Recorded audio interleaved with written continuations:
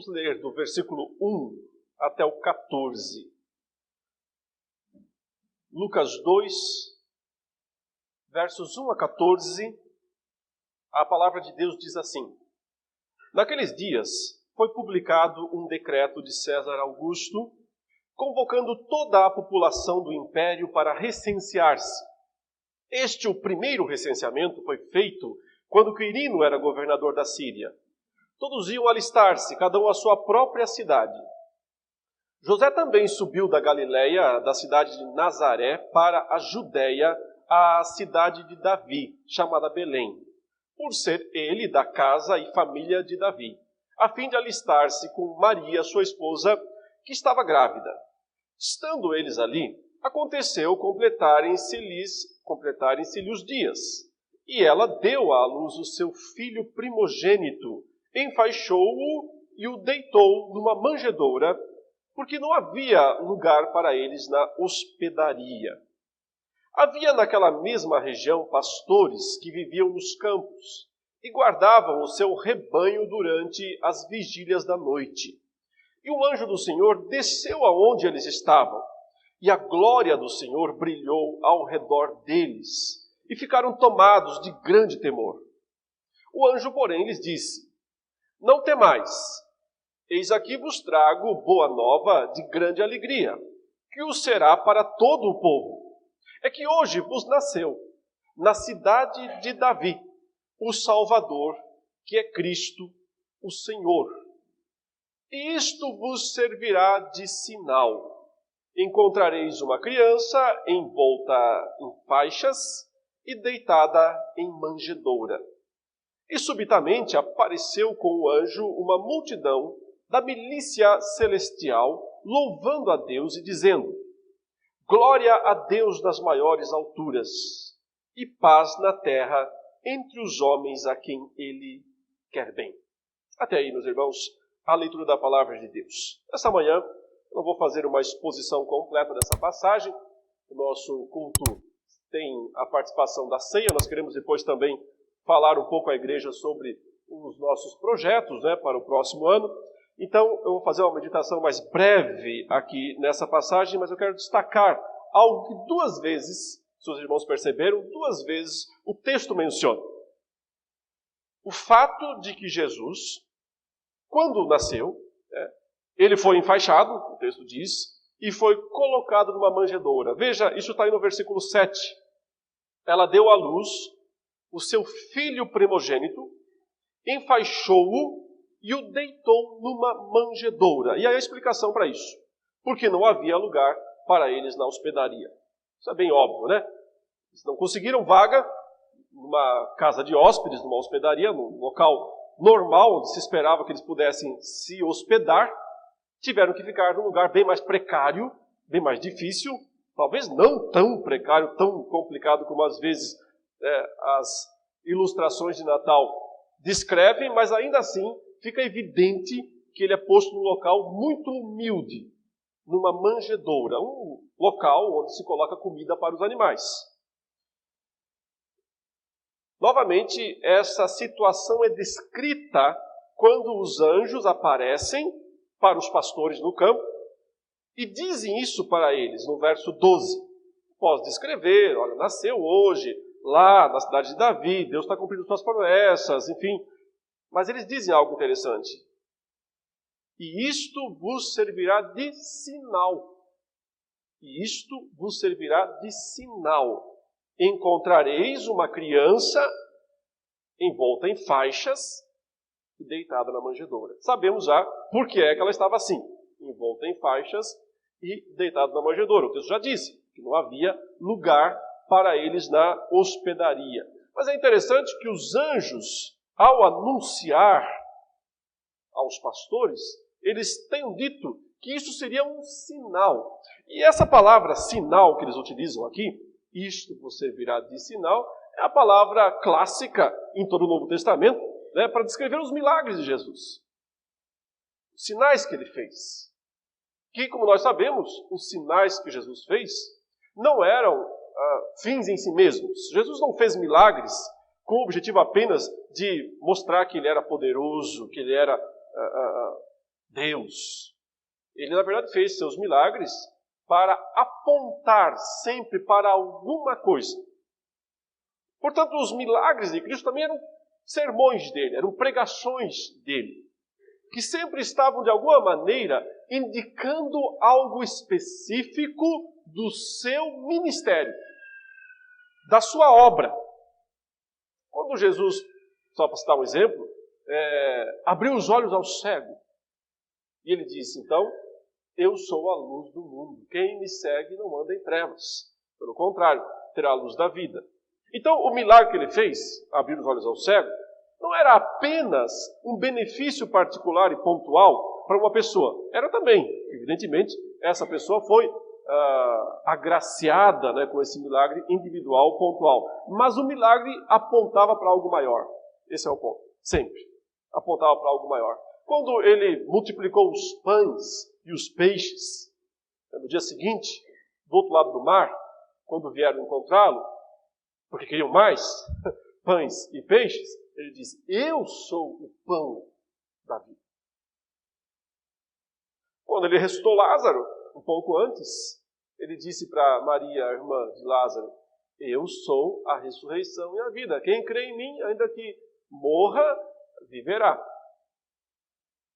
O sinal está apontando para algo maior, sempre. Mas o que podia ser maior do que esse sinal aqui que os próprios anjos anunciaram? Olha, pastores, vamos lá. Vão até Belém. Vão lá procurar o menino, ele acabou de nascer. E isto vos servirá de sinal. Não era só, portanto, uma mera indicação de onde eles o poderiam encontrar. Não era só uma indicação no sentido de dar condições de que eles identificassem o menino. Era mais do que isso. Isso já estava indicando, portanto, a obra de Cristo. O que ele vinha para, de fato, realizar, o modo, de certa forma, inesperado, como ele resolveria a situação da humanidade. Porque sobre as costas do Messias, e aqui pensando como um judeu, como um israelita, que são essas pessoas que receberam a notícia, sobre as costas do Messias sempre esteve, na visão do povo, a responsabilidade de resolver os problemas pontuais da nação. Especialmente, é claro, aquele que mais os afligia naquele momento, que era a escravidão sob o Império Romano. E todos depositavam essa esperança principal sobre as costas do Messias que haveria de vir. Então se esperava que ele nascesse num palácio, que ele tivesse todo o respaldo humano para fazer isso. E, no entanto, ele vem sem nenhum respaldo humano. E já fica claro pela indicação de que não havia lugar para ele na hospedaria. Não é só uma coincidência de que não havia lugar para ele na hospedaria. De fato, isso já era um anúncio do próprio Deus. Porque o nascimento de Cristo não aconteceu de maneira improvisada. Não foi um nascimento que assim, aconteceu, pronto, não deu certo, não tinha lugar. Estavam simplesmente indo para um lugar e não acharam. Não. Deus planejou isso. Todos os detalhes foram planejados. A cada passo, a cada ponto, ele está cumprindo promessas, profecias. E Deus está aqui nessa cena toda, movendo quase que o mundo inteiro para fazer seu filho nascer no lugar certo, na hora certa. Porque o texto começa a descrição dizendo que tudo aconteceu por causa de um decreto de um imperador romano chamado César Augusto, que estava lá em Roma, bastante longe da Galileia, de Nazaré, onde viviam José e Maria. E esse homem, o mais poderoso do mundo, o imperador de Roma, escreveu algo num papel, fez um decreto. O que ele quis? Ele quis contar o número dos seus súditos. Em geral, essa contagem tinha vários propósitos, vários objetivos. O principal deles era dinheiro. Saber como é que poderia, quanto poderia arrecadar mais de impostos. Né? Mas também tinha um sentido de que o imperador queria saber o tamanho do seu poder, o tamanho da sua grandeza, quantas almas, quantas pessoas debaixo do seu governo. E claro, para poder arrecadar dinheiro de todas elas. Essa atitude que nós podemos ver que é uma atitude egocêntrica de um homem, o maior do mundo, está sob a jurisdição de Deus, a soberania de Deus. Porque é esta atitude que Deus usa para fazer cumprir a sua palavra. E fazer com que Jesus... Veja, ele está no ventre de sua mãe ainda, né? Lá na Galileia, mas não foi profetizado que ele nascesse na Galileia. Ele vai ser criado na Galileia, ele vai ser chamado Galileu, enfim, mas ele não é de lá. Não é lá que ele tem que nascer. Ele tem que nascer na Judéia. E em Belém, que é a cidade de Davi. Mas os dias estão chegando, está chegando a hora de Jesus nascer. Ele não está no lugar certo para nascer. Então Deus usa o que ele tem de ferramenta, de instrumento para fazer isso acontecer. No caso aqui, o imperador romano. Por que não? Já usou tantos outros imperadores antes? Já usou Nabucodonosor? Já usou Ciro, o Grande, para fazer coisas que eles não queriam por si mesmos. Ou pelo menos não, o resultado não era o que eles desejavam. Mas o Senhor usou e fez assim com que o seu filho nascesse no lugar certo, na hora certa. Quantas pessoas tiveram que sair da sua casa? Você já pensou? Fez as contas? Quantas pessoas tiveram que se mover para lá e para cá? Complicou mais do que o trânsito de São Paulo em dia, né, de Ano Novo, perto das festas, todo mundo sai para a rua. Tanta gente para lá e para cá, porque um homem, lá numa cidade distante, decidiu que queria saber o número de pessoas sobre o seu governo. E mandou todo mundo ir para a sua terra natal, se alistar lá. É Deus quem está agindo em última instância, porque Ele quer cumprir suas promessas. Tudo aconteceu conforme Deus quis. E Deus quis que Jesus não tivesse lugar na hospedaria, para que ele fosse enrolado em panos, para que ele fosse colocado numa manjedoura. Porque o que Deus queria com isso? Mostrar que o caminho da salvação da humanidade passa necessariamente pela humilhação de Cristo.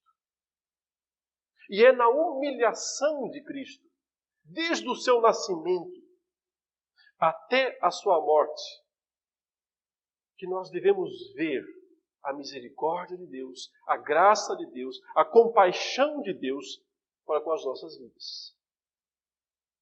Porque isso é prova.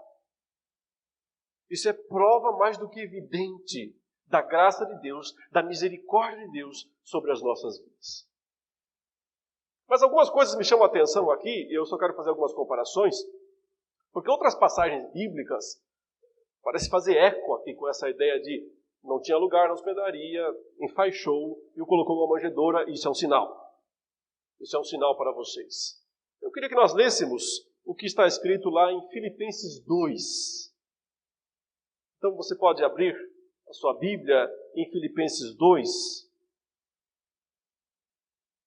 A descrição que nós temos aqui a partir do versículo 5, que é a mais completa das descrições bíblicas, neotestamentárias, sobre a humilhação e ao mesmo tempo a exaltação de Cristo, é verdade. Mas começando aqui pela sua humilhação.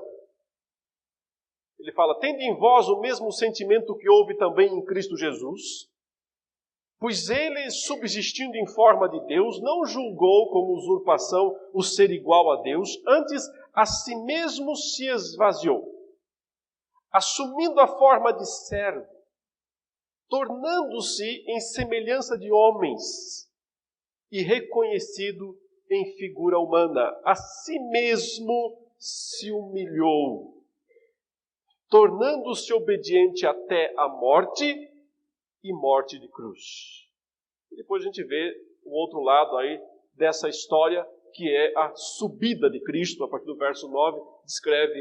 Em outro momento eu ainda pretendo expor essa passagem na sequência da carta aos Filipenses, que em breve eu tenho a intenção de expor aos irmãos. Mas notem que há algo muito interessante aqui, mostrando Jesus tirando algo de si mesmo, né? Evidentemente que ele não tirou nada essencial dele mesmo, ele não abandonou sua divindade para vir a esse mundo, mas sim, ele deixou de lado suas prerrogativas de ser reconhecido como Deus, de ser reconhecido pelos homens, seus direitos legais. Ele abriu mão dessas coisas. E essa passagem Paulo está utilizando aqui para mostrar como é que deve funcionar os relacionamentos entre os irmãos nas igrejas. Esse é o ponto. Sem auto-humilhação, não há comunhão. Esse é um outro assunto, fica para um outro momento. Ele tirou algo de si mesmo, ele abriu mão da sua glória, de ser reconhecido diante dos seres humanos como o Criador, como o dono. Veio para o que era seu, João nos diz no seu Evangelho, mas os seus não o receberam. Essa atitude de Cristo de se humilhar, ela é o que garante, em última instância, a nossa salvação. Porque ele tinha que traçar todo o caminho da humilhação humana, assumindo nossos fardos, assumindo nossa natureza humana, assumindo a culpa, a responsabilidade pelos nossos pecados. E ele não fez isso só lá na cruz. Ele fez isso ao longo da sua vida inteira. Consumou, é verdade, tudo isso lá na cruz. Mas o fardo foi pesado. E o percurso para carregá-lo foi longo. Não foram apenas aquelas horas que antecederam a sua morte. Mas é interessante outra coisa no texto que nós estamos meditando, o fato de que ele foi envolto aí em trapos, em panos, colocado na manjedoura, e tudo isso é um sinal da sua humilhação. Há uma outra passagem ainda que eu gostaria que nós víssemos, que está lá no Evangelho de João, no capítulo 13. João, capítulo 13.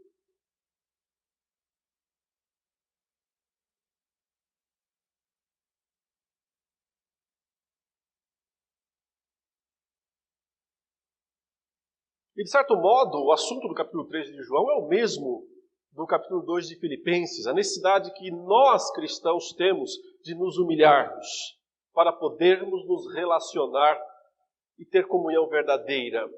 O verso 1 diz assim, isso evidentemente seguindo o exemplo de Cristo. Ora, antes da festa da Páscoa, sabendo Jesus que era chegada a sua hora de passar deste mundo para o Pai, tendo amado os seus que estavam no mundo, amou-os até ao fim. Durante a ceia, tendo já o diabo posto no coração de Judas Iscariotes, filho de Simão, que traísse a Jesus, sabendo este que o Pai tudo confiara às suas mãos, e que ele viera de Deus e voltava para Deus, levantou-se da ceia, tirou a vestimenta de cima e, tomando uma toalha, cingiu-se com ela. Depois deitou água na bacia e passou a lavar os pés aos discípulos e a enxugar-los com a toalha com que estava cingido. E a gente sabe o restante da história, evidentemente, Foi lavar os pés de Pedro e o Pedro reagiu negativamente no primeiro momento, depois teve a reação à lá Pedro. Mas é interessante aqui o fato de Jesus se despir. Ele está abrindo mão, né, da sua dignidade como mestre entre os seus discípulos. Ele foi vestido com trapos lá no começo, né? E aqui ele está abrindo mão de roupas bem mais dignas, bem mais nobres. É provável que a roupa de Cristo fosse realmente uma roupa muito boa, porque já veremos na sequência, né, os soldados, quando o crucificaram, sortearam, fizeram ficar com aquela roupa. De alguma maneira, essas coisas estão para nos mostrar a necessidade plena da humilhação de Jesus. E aqui, nesse momento específico, em que Jesus já sabe que ele vai morrer em breve, mas sabe mais do que isso, que a sua morte não será o fim. Significará o seu retorno a Deus. E significará que ele vai assumir o governo de todas as coisas. Nota que o texto diz, ele sabia que o Pai já tinha confiado a ele todas as coisas. Basicamente, isso é uma antecipação daquela frase que ele dirá, ou diria, após a ressurreição. Agora, toda a autoridade me foi dada, nos céus e na terra. Cristo já sabe que isso está garantido aqui.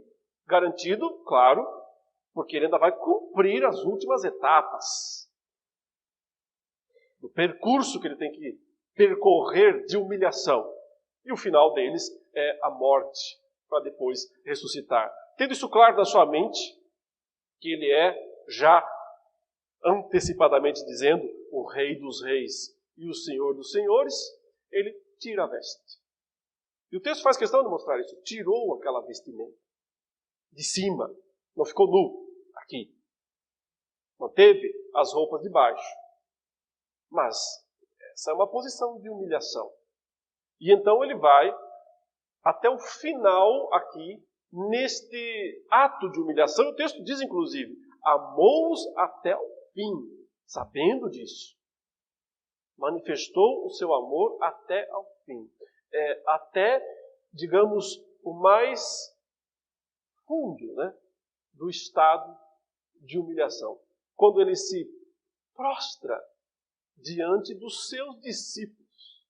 Por isso a reação de Pedro é normal, compreensível.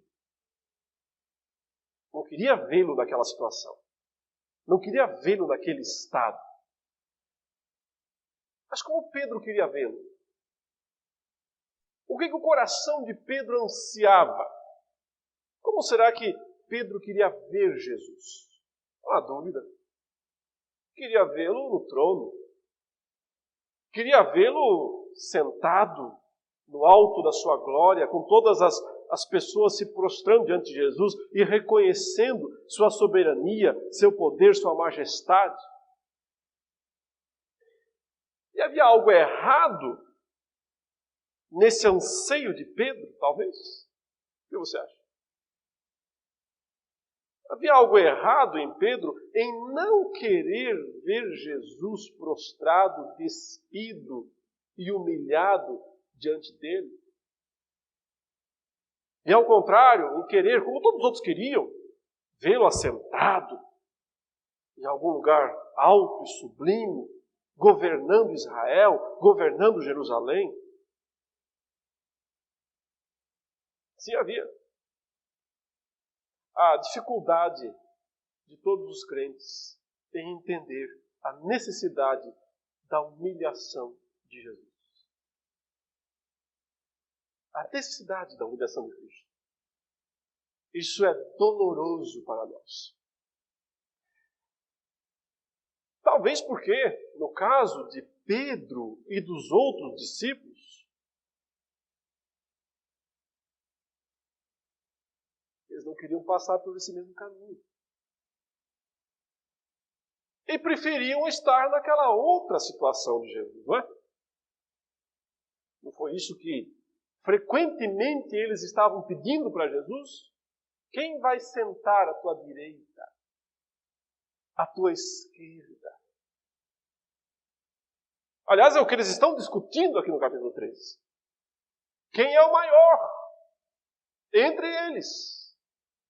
Quem é o maior? Porque o maior vai ter mais glória, vai ter mais direitos, vai ter mais vantagens. Daqui a pouco chega a mãe de dois e fala: daria para o senhor fazer um favor para mim e colocar meus dois filhos? De uma vez ela pede, os dois de uma vez. Um à tua direita, o outro à tua esquerda. Ela nem falou para Jesus quem tinha que ser, né? Se era o Tiago, se era o João, ela deixou Jesus escolher. Desde que fossem os dois. Um de cada lado. O segundo e o terceiro. O anseio dos discípulos de ver Cristo no estado glorioso e, ao mesmo tempo, o repúdio deles de vê-lo humilhado tem a ver, em última instância, com o orgulho do coração deles e do nosso também. E tem a ver com o fato de que a gente prefere a posição alta para nós também, e não a posição baixa. E, no entanto, o Senhor Jesus e toda a Escritura está nos ensinando que a humilhação de Jesus não só foi absolutamente necessária para a nossa salvação. Sem ela, nunca seríamos salvos. Mas também está nos ensinando que é necessária para a nossa própria humilhação. E que a nossa própria humilhação é necessária para que o Senhor Jesus seja de fato glorificado. Não glorificado com aquela glória externa, com aquela glória irreal, a qual ele abriu mão desde o começo, não esteve interessado nela. Mas para que ele seja glorificado, com a devida glória, que é ver os resultados do seu penoso trabalho. No caso, a salvação do seu povo e a transformação do seu povo. A mudança verdadeira dos nossos sentimentos mais íntimos. A mudança verdadeira da nossa mente, do nosso coração. Que é o único modo de produzir em nós a verdadeira humildade. Para os pastores, ver a criança deitada na manjedoura, envolta em faixas, foi um sinal, de certa forma, para que eles soubessem que aquele ali era o filho de Davi, o Messias, mas já era também uma indicação para eles da necessidade da humilhação de Jesus Cristo. Para nós é muito mais, porque nós temos muito mais revelação do que aqueles pastores tinham. Nós temos o restante do Novo Testamento inteiro a nos mostrar a importância da humilhação de Cristo. Tanto para que a obra de Deus fosse consumada em termos de redenção dos pecadores, mas também para que nós mesmos possamos experimentar de fato e de verdade o poder de Deus em nossas vidas. E só se experimenta o poder de Deus pelo caminho da humilhação. E aí Filipenses 2, mais uma vez, né? Depois de descer ao ponto mais fundo, Deus o exaltou e o colocou no posto mais alto. É sempre assim. Primeiro, a humilhação. Depois, a exaltação. Quem se humilha, será exaltado. Quem se exalta, será humilhado. Maria vestiu Jesus com aquelas vestes de humildade, porque não havia lugar para eles na hospedaria.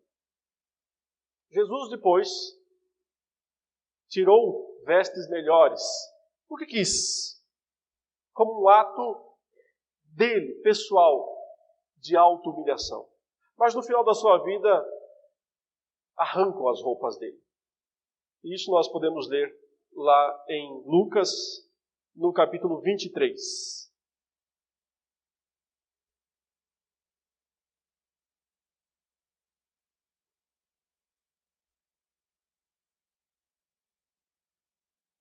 Versículo 33. Quando chegaram ao lugar chamado Calvário, ali o crucificaram, bem como aos malfeitores, um à direita, outro à esquerda. Contudo, Jesus dizia: Pai, perdoa-lhes, porque não sabem o que fazem. Então, repartindo as vestes dele, lançaram sortes. O povo estava ali e a tudo observava. Também as autoridades zombavam e diziam: salvou aos outros, assim mesmo se salve, se é de fato o Cristo de Deus, o escolhido. Igualmente os soldados o escarneciam e, aproximando-se, trouxeram-lhe vinagre, dizendo: se tu és o rei dos judeus, salva-te a ti mesmo. Também sobre ele estava esta epígrafe, em letras gregas, romanas e hebraicas: este é o rei dos judeus. E aqui, sem dúvida, meus irmãos, é o momento máximo da humilhação de Cristo. É quando ele não tem mais nem panos, nem trapos. É quando arrancam dele as suas vestes. Era comum, a gente não tem certeza, nesse caso específico que isso aconteceu, mas era comum que os crucificados eles ficassem nus. Não era só a roupa de cima. Eles tiravam as roupas todas. A ideia era expor o máximo possível a pessoa à vergonha. E é possível que isso tenha acontecido com Cristo. Ainda que os filmes, as cenas, as ilustrações sempre deixam ali uma tanga, alguma coisa, né, em volta de Jesus, da sua nudez. A gente não tem certeza sobre esses fatos. Talvez tenham deixado, né, a pequena veste, mas de qualquer maneira, ao arrancar as roupas de Cristo e ao expor ele para as multidões daquela maneira, ficou consumada a plena humilhação de Jesus, mostrando que desde o início ele veio com este propósito e o cumpriu. E graças a isso ele garantiu para nós a plena e perfeita salvação e a plena e necessária transformação das nossas vidas. Vamos orar, meus irmãos.